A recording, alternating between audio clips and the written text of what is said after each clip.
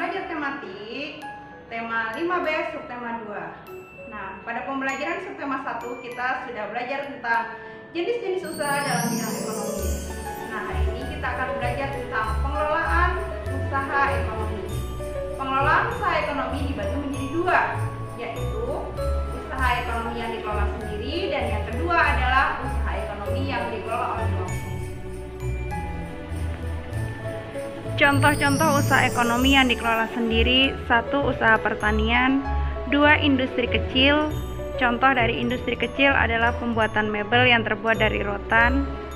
Kemudian yang ketiga adalah usaha perdagangan. Contoh dari usaha perdagangan adalah pedagang di lapak-lapak pasar, pedagang kaki lima, warung atau toko.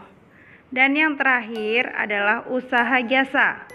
Usaha dalam bidang jasa ini contohnya adalah fotokopi dan bengkel. Contoh-contoh usaha ekonomi yang dikelola kelompok adalah: 1. Firma. Firma adalah perusahaan yang didirikan oleh sedikitnya 2 orang. CV adalah perusahaan yang didirikan oleh 1 orang pengusaha atau lebih dengan modal dari pengusaha itu dan dari beberapa penanam modal. PT adalah perusahaan yang modalnya diperoleh dari penjualan saham atau surat berharga. BUMN atau perusahaan negara adalah perusahaan yang seluruh modalnya dimiliki oleh negara. Perusahaan negara dibagi menjadi 3: 1. Perusahaan jawatan atau perjan, 2. Perusahaan umum atau perum, dan yang ketiga adalah perusahaan perseroan atau persero. Perusahaan daerah adalah perusahaan yang modalnya dimiliki oleh pemerintah daerah. Koperasi adalah usaha bersama dalam bidang ekonomi.